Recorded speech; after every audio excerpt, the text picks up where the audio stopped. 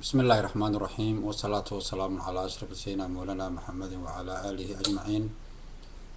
ومحمد داود قودا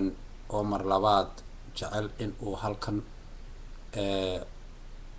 برنامجيدي ستحنها كسي وتو وحن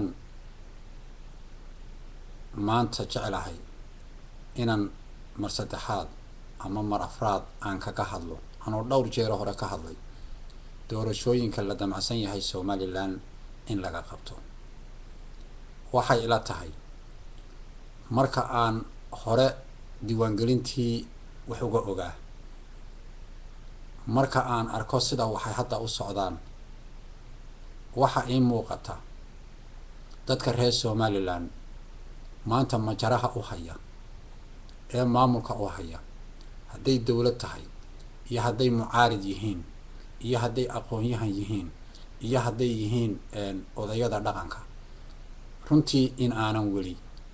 dadka reer Somaliland aanay dhulkooda iyo dadkooga aanay dan ka lahayn. taa waxaan u leeyahay waxa weeye waxa la doonayaa qofka bini'aadmigu in uu waxaan isagu aanu marnaba qaateen aanu cid kale u qaadin. waxa muuqata in diiwaangelintii la galay ay qaldan tahay. waxa kaloo muuqata in diiwaangelintii lafteedii la doonayo in lagu galo doorashada 26ka June dhici doonta haddii la yiraahdo. ana waxaan leeyahay doorashadu 26ka June ha dhacdo, laakiin yaan lagu gelin kaaran maanta la bixiyo iyo diiwaangelin hore u qaldantay oo runtii aan oran karo waa xaraan. maaha mid aan dhayal u leeyahay waa xaraan, waayo anigu maan ahayn komishanadii ragga ka shaqaynayay, laakiin iyaga afkooda ka yidhi waxbaa qaldamay. sidii diiwaangelinta loogu talagalayna inayna u dhicin mucaarad iyo muxaafid iyo commission ba way isla qireen. haddaba waxa weeyaan waxaan leeyahay war waxaa qaldamay qalad laguma socdo, qalad meel kuma gaarsiiyo, qalad mustaqbal ma laha, qalad kalgacal ma beero, qalad laguma soxo. waxa weeyaan waxa la samayn karaa oo laga doonayaa dadka maanta hoggaanka u haya iyaga oo aan kursi u danaynin, iyaga oo aan wax kale oo manfaca u danaynin, waxa qaldan inay yidhaahdaan no. commissionkii la sameeyey ee la yidhi intii kii hore la baabiyey wax soo hagaajiya, serverkana dib ugu noqda, serverkaa wax kala saaraya, ma hayno serverkii wuxuu kala saaray. halkii milyan iyo 200,000 ee qaladka ahaa unbaa maantana la hayaa. markaa waxaa la isweydiinayaa maadaama dadka footayn karaa ay yihiin dadka sida aan fahamsanahay 18 iyo wixii ka weyn, dadka marka la fiiriyo tiradoodana tiradeeda marka la fiiriyana gaar ahaan caalamka saddexaad ama adduunyada saddexaad marka la fiiriyo sida Soomaaliya oo kale, in marka la soo qaato populationka Somaliland oo kale da'da ka yar 18 ay 70% noqonayaan. dadka footayn kara Somaliland waa 25 ilaa 30. dadka tirada badan leh ee ku nool gobolada Somaliland badankoodu waa dad aad u da'yar, waana dadka maanta aan foodka loo ogolayn. haddii markaa dadka footayn kale ee Somaliland ay yihiin 1,200,000 waxaan shaki ku jirin in dadka Somaliland degani ay 4 milyan ilaa 6 milyan tiradoodu tahay,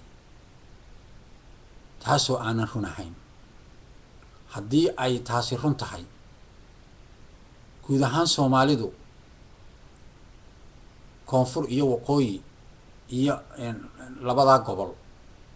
dee 20 milyan bay noqonayaan. dadka reer Somaliland kama aha Soomaalida ama jamhuuriyadda la isku oran jiray Soomaaliya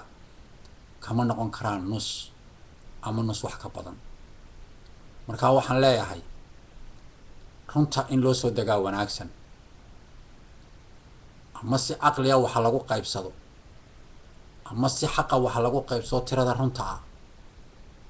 laakiin waxa maanta la hayaa wax lagu qaybsan karo oo baarlamaanka Somaliland lagu salayn karo ma aha waxa weeyaan iyadoo ay taasi dhacday ayaa haddana qaabka maanta loo wada uu qaldan yahay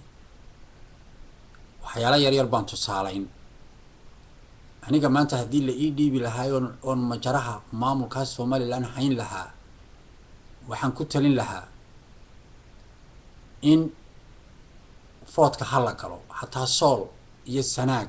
dadka xagga bariga diidani si ay ugu qancaan waxaan odhan lahaa tiro la isla gartay oo qabaa'ilka degan galbeedka gobolada dhexe bariga intaasoo kun iyo waxay dooniba ha noqotee ayaan anigu soo xulo odhan lahaa dadka ayaan isku qasi lahaa waxaan suurto gelin lahaa goob kasta oo lagu gelayo doorasho lagu gelayo in ay joogaan dad isku dhafan oo qofka footaynaya eegaya oo xataa haddii kaararka la meel marinayo iyadoo marka hore kaararka dadka la wada gaarsiinayo qof kastaba la gaarsiinayo xataa ka aan kolkii hore diiwaangelin sameeynin in kaar loo sameynayo in si la isku ilaaliyo oo axsaabtu isku ilaaliyaan oo aanay cidina ugu shubanin oo cidina cid kale aanay u dulmin in masalan intaasoo maaragtay 100 ama 1000 oo reer awdal iyo reer salalihi ay ka hawlgeliyaan gobolada kala duwan oo goob kastaba uu joogo nin reer salala iyo nin reer awdala iyo nin reer ma garanaysaa waqooyi galbeeda iyo mid togdheera iyo mid sanaaga iyo mid ma garanaysaa sool ah waayo waxa weeyaan oo ninka kale uu check up ku sameynayo oo marka qofku uu soo galayo uu intaasoo dhan ay wada eegayaan oo xaqiiqada sugayaan oo qaladka meesha ka saarayaan arintaa wax waa lagu qaban karaa waxa kale oo lagu qaban karaa iyadoo aanay taasi qudheedu ka fogeyn iyadoo oo sidaa la yeelayo in la yiraahdo kaararka inaga badaaya waayo kaararku waxa laga yaabo dad badan in la gaarsiin kari waayo dadka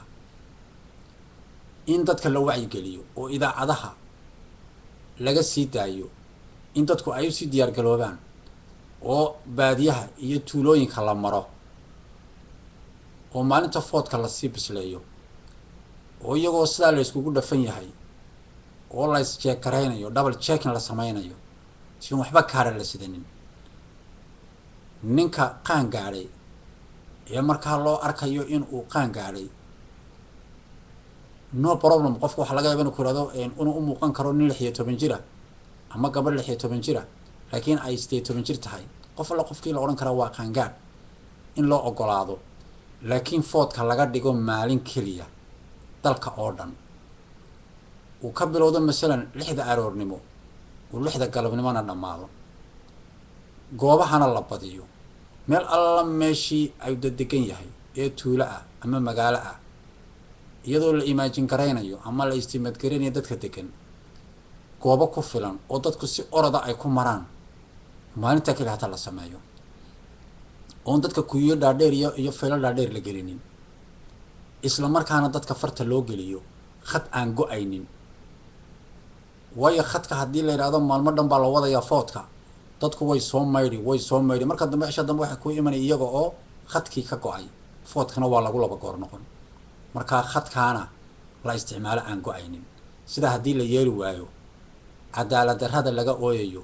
iyo musuqmaasuqa aan marnaba ay lahayn baa dhici doona dadka reer Somaliland waxaan kula talinayaa in arrinta ka digtoonaadaan gaar ahaanna awdal iyo salal haddayna foodka iyo arrimaha dani inigu jirin waxa kaliya oo yeeli kartaan waxa weeye inaad foodka aynaan gelin wixii kuraasiya wax lagu qaadanayo lagu qaato balancekiinu ama xeeladuna ha noqoto mid 0 ku jiro saas oo khayrku inigu jira iyo gobolada kale cabanaya wassalaamu calaykum ورحمة الله وبركاته.